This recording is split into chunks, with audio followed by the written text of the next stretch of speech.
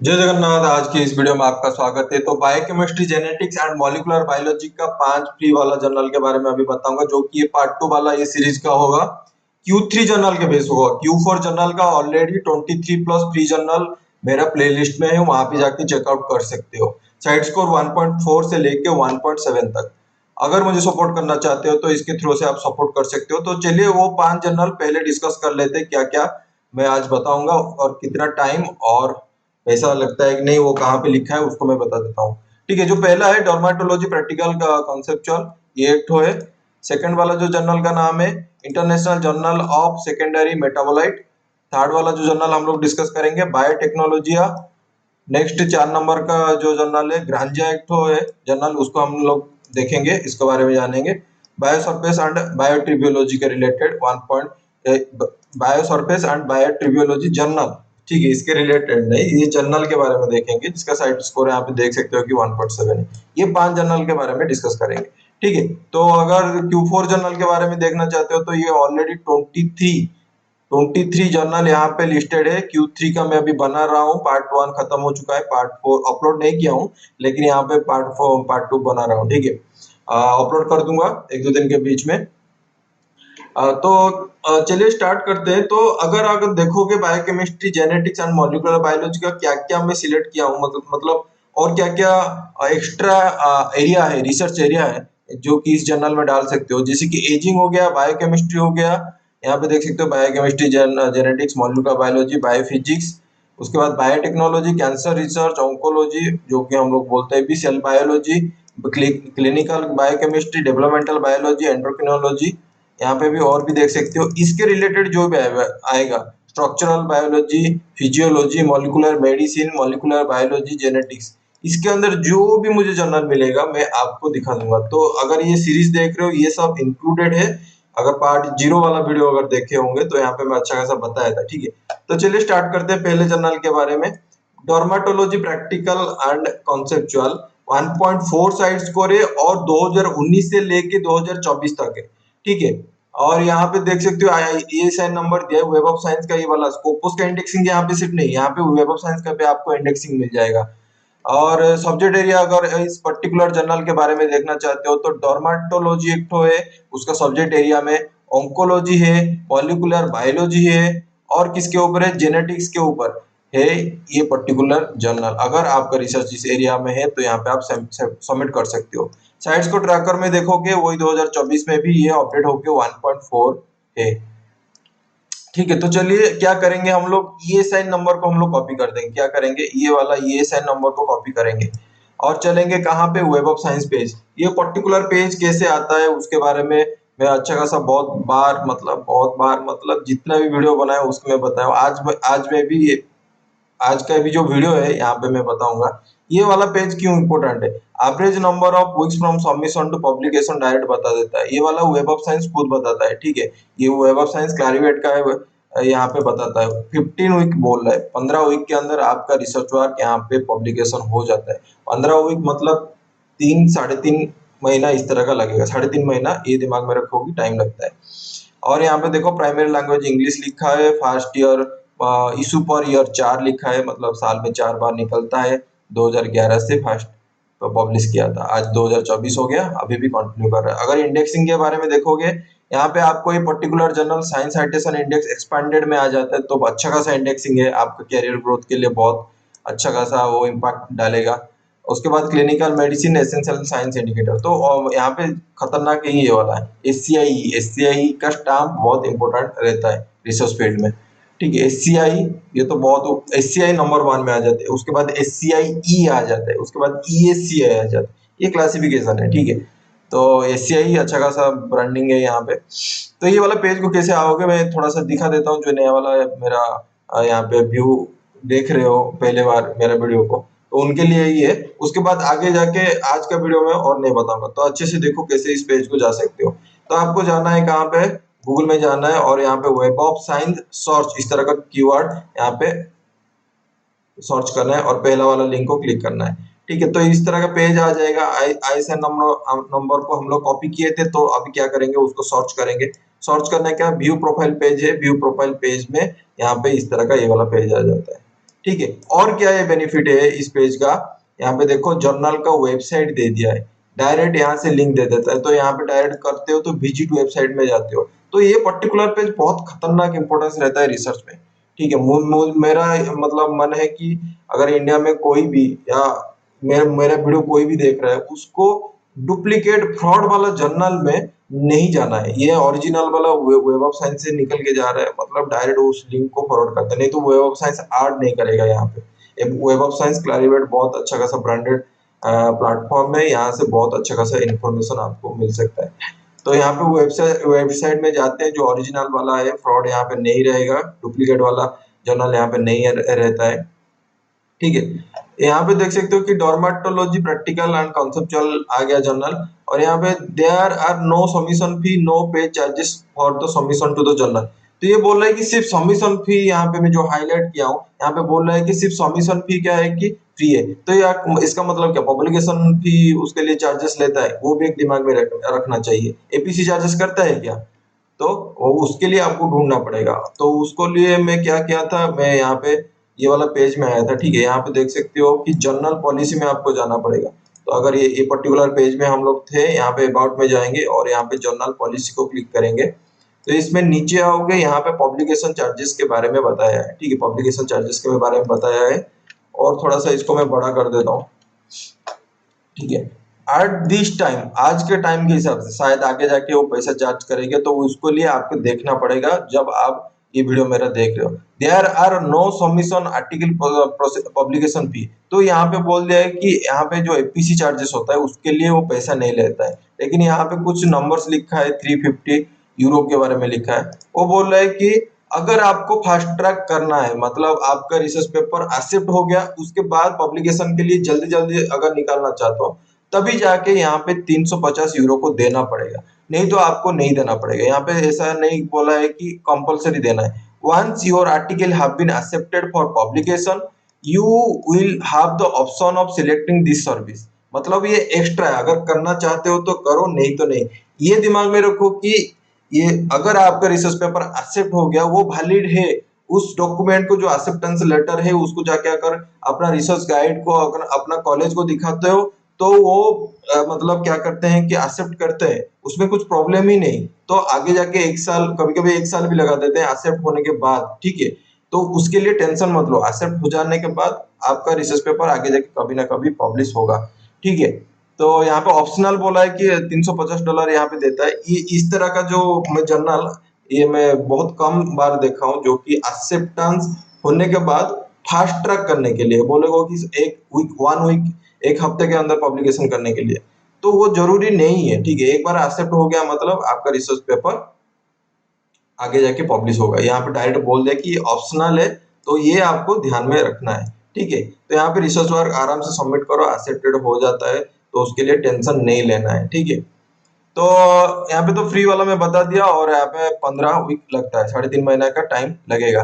तो ये particular journal में देख सकते हो, डर्माटोलॉजी प्रैक्टिकल एंड कॉन्सेप्चुअल जो है, dermatology, oncology, genetics, molecular biology के रिलेटेड यहाँ पे रिसर्च वर्क आप सबमिट कर सकते हो। 1.4 साइट्स को है, और यहाँ पे स्कोपोस का तो इंडेक्सिंग मिलेगा, उसके साथ आपको वेब ऑफ साइंस का SCIE science citation index expanded वाला आपको इंडेक्सिंग मिलेगा। 3.5 महीने में पब्लिश होगा। तो ये पर्टिकुलर जर्नल बारे में बता दिया। ठीक है, नेक्स्ट चलते हैं जर्नल नंबर 2 के बारे में। यहाँ पे देख सकते हो जर्नल का नाम है international journal of secondary metabolite.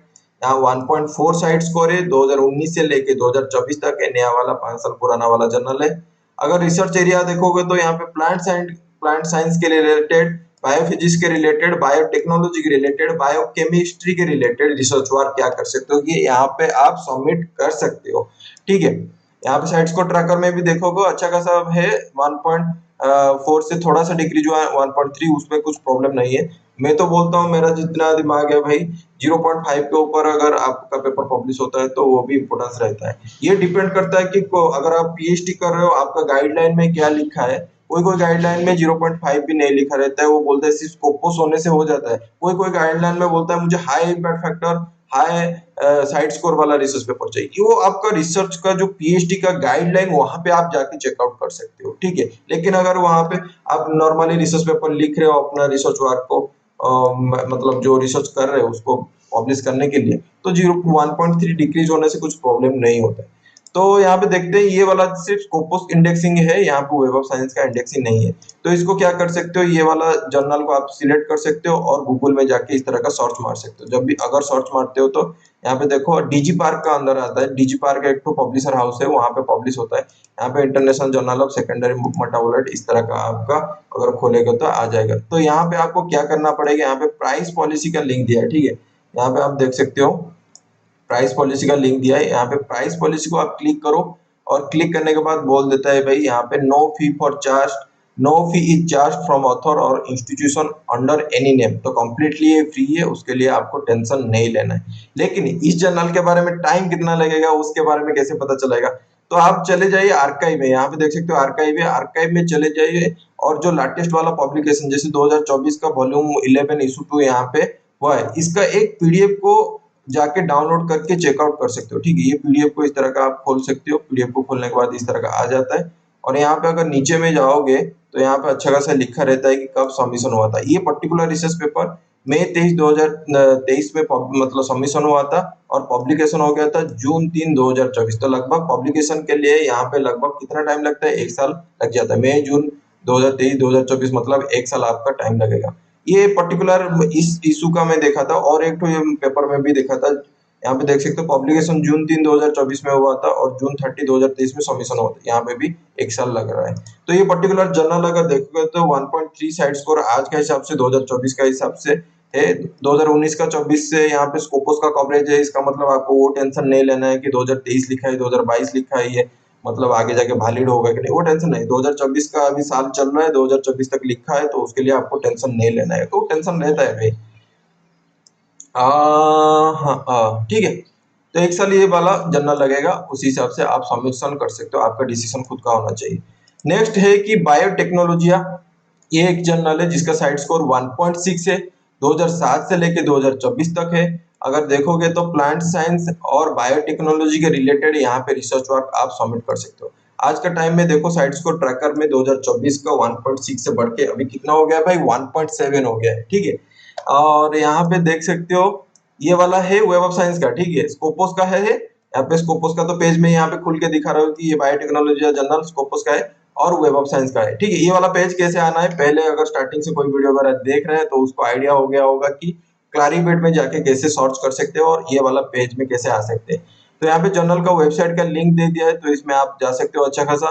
और यहाँ पे कंट्री अगर देखो किस देश का ये जर्नल है, पोलैंड है, ठीक है। Average number of weeks from submission to publication ये 8 वीक में हो जाता है, मतलब बहुत कम टाइम है भाई। 8 वीक मतलब कितना है, 1.5 महीने से 2 महीना। अगर कोई सा महीना में 5 वीक आ जाता है तो 1.5 महीना 2 महीने का अंदर आपका पब्लिकेशन हो जाएगा। पब्लिकेशन हो रहा है उससे पहले एक्सेप्ट होगा, एक्सेप्ट हो जाने से काम हो जाता है, ठीक है। यहाँ पे प्राइमरी लैंग्वेज इंग्लिश है और देखोगे यहाँ पे इंडेक्सिंग में उसका है बायोलॉजिकल एब्स्ट्रैक्ट और बायोसिस प्रीव्यू का ये इंडेक्सिंग है। तो यहाँ पे हम लोग जाएंगे जर्नल वेबसाइट के अंदर। ये वाला चीज मस्त लगता है, कंट्री रीजन और यहाँ पे पोलैंड जो लिखा है। ये मतलब क्या है कि मेरा पीएचडी चल रहा है अभी 6 साल, ये जुलाई महीने में होने वाला है। तो मतलब लोग पूछते हैं लोग पूछते हैं कि भाई पेपर क्यों नहीं होता है। भाई हम इंडिया में बैठे हैं, यहाँ पे मैं उड़ीसा में बैठा हूँ, मैं कोई बाहर देश को पेपर डाल रहा हूँ। ऐसा नहीं कि ये बीटेक का कोई एमटेक का यहाँ पे खुद का कॉलेज है, खुद का एग्जाम दो वहां पे पास आउट हो जाओगे तो आप पास हो जाओगे। लेकिन पीएचडी के लिए एक मैंडेटरी है कि भाई जर्नल का रिसर्च चाहिए। जब बाहर देश जाके आपको वहां पे सर्टिफाई करते हैं कि भाई आपका काम ठीक ठाक है और आपका पेपर पब्लिश होता है, उसका एक तो वैल्यू रहता है और उसके लिए आपको प्राउड भी करना चाहिए, ठीक है। तो ये कोई पूछा था एक बार, मैं मतलब क्यों इतना टाइम लग रहा है, बाहर का देश में पब्लिश करना टाइम लगता है, स्ट्रगल है वहाँ पे। ऐसा नहीं है कि पेपर यहाँ पे डालो हो जाता है, उसके लिए आपको लर्निंग कर्व रहता है, उसके लिए टाइम चला जाता है, ठीक है। तो यहाँ पे विजिट साइट में जाएंगे, टाइम के बारे में देखें, ठीक है। टाइम तो बोल दिया 8 वीक लगेगा। तो यहाँ पे इस तरह का पेज आ जाता है और यहाँ पे पब्लिकेशन चार्जेस के बारे में लिखा है कि there is no article processing और सबमिशन फी और page charges of this journal, तो एपीसी चार्जेस नहीं लेता है, सबमिशन चार्जेस नहीं लेता है, तो पर्टिकुलर ये जर्नल में आप देख सकते हो। और यहाँ पे मैं यहाँ पे पीडीएफ उसका जो लेटेस्ट वाला करंट सेक्शन में जो 2024 का पब्लिश हुआ है उसका मैं यहाँ पे किया था, तो यहाँ पे भी देख सकते हो रिसीव 4 अक्टूबर 2023 को और एक्सेप्ट हो गया था 5 जनवरी 2024 को, तो लगभग यहाँ पे 2 महीना टाइम लगा हुआ, अक्टूबर जनवरी मतलब 2 महीना टाइम लगा हुआ है, तो 1.5 महीना से 2 महीना ये वाला टाइम लगेगा, वो दिमाग में आप रख सकते हो। तो ये पर्टिकुलर जर्नल अगर देखोगे तो स्कोपोस का बायोटेक्नोलॉजी जो जर्नल अगर देखोगे तो स्कोपोस का है, वेब ऑफ साइंस का है, 1.7 साइड स्कोर है और आपका 2 महीने का अंदर रिसर्च पेपर एक्सेप्ट होने का चांसेस है। नेक्स्ट चलते हैं 4 नंबर वाला जर्नल के बारे में बात करते हैं। ग्रांजा जर्नल का नाम है, खतरनाक ग्रांजा, 2018 से लेकर 2024 तक है, 1.6 साइड स्कोर है। अगर रिसर्च एरिया देखोगे तो बहुत कुछ रिसर्च एरिया में आप देख सकते हो, लेकिन यहाँ पे साइड स्कोर ट्रैकर 2024 में अगर देखोगे तो 1.6 से 1.0 हो गया, कुछ प्रॉब्लम नहीं, 2024 में 1.0 भी है, वो भी एक इम्पोर्टेंट वैल्यू रहता है। ऐसा नहीं कि आपको अगर इसका डिटेल में एमआर स्कोप में जाते हो आपका रिसर्च के हिसाब से यहाँ पे फिट बैठता है तो यहाँ पे डालो 1.0, कुछ खराब साइड स्कोर नहीं है। अगर रिसर्च कर रहे हो नया नया, अगर आप पूरा एक्सपर्ट हो रिसर्च में 10 साल 20 साल हो गया है, आपका अच्छा खासा सेटिंग है जर्नल के साथ, तो वहां पे अच्छा खासा इम्पैक्ट फैक्टर और साइड स्कोर में डाल सकते हो। लेकिन खुद रिसर्च कर रहे हो, जैसे मैं यहाँ पे खुद रिसर्च करके आपको यहाँ पे बताता हूँ, तो 1.0 साइड स्कोर मेरे लिए भी बहुत इंपॉर्टेंट रहता है। तो यहाँ पे देख सकते हो general agricultural and biological science, इसका सब्जेक्ट एरिया एक तो है, general earth and planetary science, bio general biochemistry, genetics, molecular biology, general environmental science के, ये अगर आप रिसर्च वर्क करते हो तो इसको जाके आप चेकआउट कर सकते हो। ये वाला भी आपका वेब ऑफ साइंस का है, तो आईएसआईएन नंबर को आप कॉपी कर सकते हो और वेब ऑफ साइंस का ये वाला पेज में जाके चेकआउट कर सकते हो। ग्रांजा, ग्रांजा खतरनाक नाम लग रहा है ना। तो यहाँ पे देखो प्राइमरी लैंग्वेज लिख दिया है कि स्पेनिश का, इसका मतलब स्पेनिश में क्या आपको सबमिशन करना पड़ेगा? नहीं भाई, स्पेनिश पे नहीं करना पड़ेगा, यहाँ पे इंग्लिश लिखा है, यहाँ तो इंग्लिश में भी आप रिसर्च वर्क सबमिट कर सकते हो। आपने जो number of weeks from submission to publication 12 weeks बोल रहे हैं, मतलब 3 महीना, 2.5 महीना से 3 महीना आपको टाइम लगेगा, ठीक है। ईएसआई आपको इमर्जिंग सोर्सेज साइटेशन इंडेक्सिंग आपको मिल जाएगा अगर ये पर्टिकुलर जर्नल में आप रिसर्च वर्क सबमिट कर सकते हो। यहाँ पे वेबसाइट के भी दिया है लिंक, तो यहाँ पे अगर क्लिक करते हो तो उसको वेबसाइट को वो पहुंचा देगा। ऑलरेडी यहाँ पे मैं हाईलाइट करके रखा हूँ। ओपन एक्सेस पॉलिसी में यहाँ पे आपको बोलेगा कि, यहाँ पे देख सकते हो, और थोड़ा सा बड़ा कर देता हूँ, ठीक है। यहाँ पे देख सकते हो, La Granja does not charge to publish, that is there is no fee or payment of author or across its content is completely free. तो यहाँ पे पैसा चार्जेस नहीं लेता है, इसके बारे में आपको इन्फॉर्मेशन मिल जाए। कहाँ पे मिलेगा? ओपन एक्सेस पॉलिसी में। दिखा देता हूँ, ये वाला पेज खुल के आ जाएगा, इसको आप इंग्लिश में कन्वर्ट कर सकते हो। यहाँ पे भी दो आइकन दिया है, यहाँ पे भी इस आइकन को भी अगर मारोगे तो इंग्लिश में भी वो दिखाएगा, उसके लिए आपको टेंशन नहीं लेना है। यहाँ पे अबाउट में जाना है, अबाउट में जाके ओपन एक्सेस पॉलिसी में क्लिक करना है। ओपन एक्सेस पॉलिसी में इस तरह का आ जाएगा और यहाँ पे छोटा छोटा अक्षर में बोल्ड करके लिखा है, ठीक है। इस तरह का आपको पता चल जाएगा कि भाई ये जर्नल फ्री है, आपको 3 महीना टाइम लगेगा और ये से वाला इंडेक्सिंग मिलेगा। तो पर्टिकुलर ये ग्रांजा वाला जर्नल अगर मैं बोलूंगा, अगर आपका research area general agriculture biological science है, जनरल अर्थ एंड प्लानिटरी है, general biochemistry, genetics, molecular biology है, जनरल एनवायरमेंटल साइंस के रिलेटेड है, तो यहाँ पे 1.6 का साइड स्कोर का अभी नहीं मिलेगा, आपको मिलेगा 1.0। 2024 के हिसाब से आपको 1.0 मिल जाएगा। वेब ऑफ साइंस का है, स्कोपोस का है, 3 महीने का टाइम लगता है। नेक्स्ट चलते हैं, आज का लास्ट वाला जर्नल के बारे में बातचीत करते हैं, बायोसरफेस एंड बायोटेक्नोलॉजी। 2019 से लेके 24 वाला है, तो 2023 2022 इस तरह का आपको टेंशन नहीं रहेगा। जॉन विली एंड सन्स, ये particular journal John Wiley and Sons का जो ब्रांडेड थप्पा है ना, ये वाला 2024 के लिए वाला जो जर्नल है फ्री है। मैं आगे जाके दिखाऊंगा कहाँ पे लिखा हुआ है, ये 2024 के लिए सिर्फ फ्री है, आगे जाके वो पैसा हो सकता है। तो 2024 में अगर सबमिट करना चाहते हो तो सबमिट कर सकते हो। इसलिए मैं बोलता हूँ कि भाई कभी कभी बोलता हूँ कि भाई चैनल को सब्सक्राइब कर लो ताकि अपडेट रहो, नहीं तो आप मिस आउट करोगे तो वो आपके ऊपर रहेगा।